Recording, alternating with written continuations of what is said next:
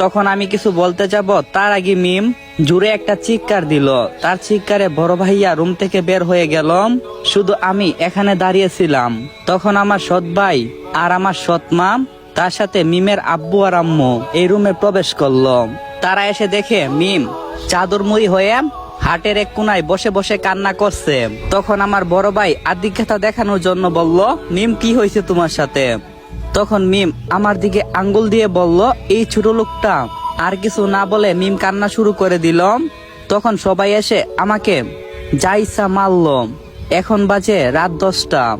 আমার শরীরটা যেন ব্যথায় আর চলছে না, হাত দুটো যেন লড়াতে পারছি না, ব্যথায় ফুলে গিয়েছে।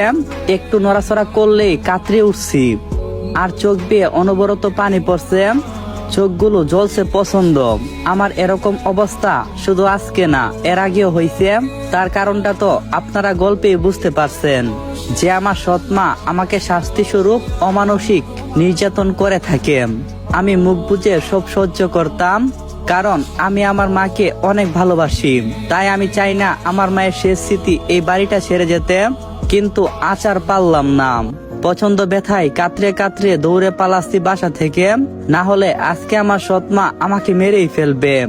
আমি এখন বর্তমানে রাস্তার ফুটপাতে বসে বসে কান্না করছি, আর ভাবছি কখনো কি আমার বাবার সাথে আমার দেখা হবে না।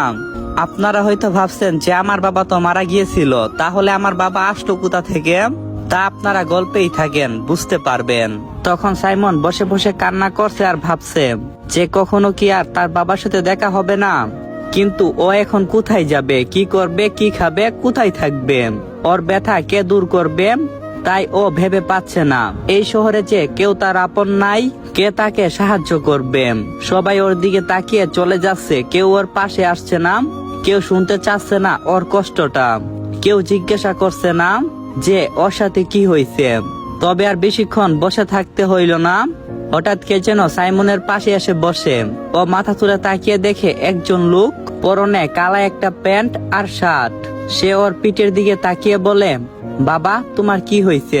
তোমার পিঠ থেকে তো রক্ত বের হচ্ছে, কি হয়েছে তোমার সাথে? সাইমন কান্না শুরু করছে।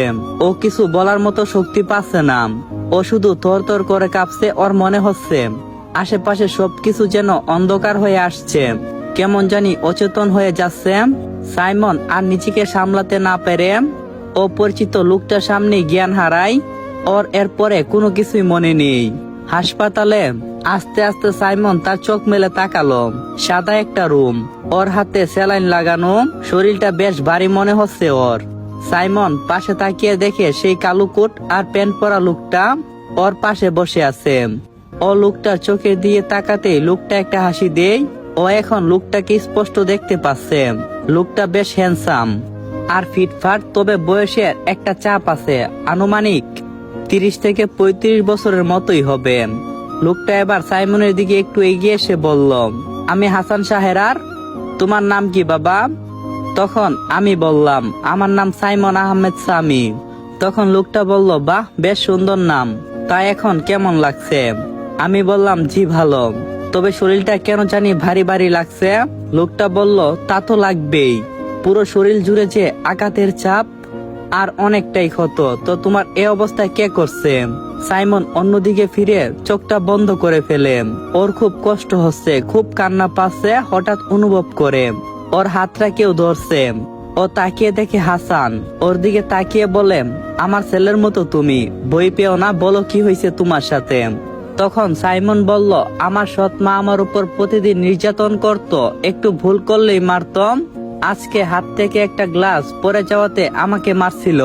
তখন মিমের ঘটনাটা খুলে বলতে যাবে, তার আগে কিছু একটা ভেবে তা চুপ করে রইল। তখন সাইমন কথা ঘুরিয়ে বলল, আজকে যদি বাসা থেকে না পালিয়ে আসতাম, তাহলে হয়তো আমাকে মেরেই ফেলতো। সাইমনের কথাগুলো শুনে হাসানের মুখটা শক্ত হয়ে যায়, লাল বর্ণ ধারণ করছে। তিনি গম্ভীর কণ্ঠে বলল, তোমার বাবা নেই? সে তোমার সৎমাকে কিছু বলে না? সাইমন বলল, আছে, কিন্তু আব্বু কিছু বলে না। ওষুধ কিনে দিয়ে কাজে চলে যায়। তিনি আমাকে বোধহয় পছন্দ করে না, তার জন্যই আমি সবাইকে বলি যে আমার বাবা অ্যাক্সিডেন্টে মারা গিয়েছে। তখন হাসান বলল, বুঝতে পেরেছি, আর কিছু বলা লাগবে না বাবা, তুমি সুস্থ হও।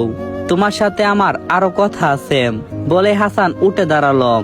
সাইমন তখন বলে উঠে,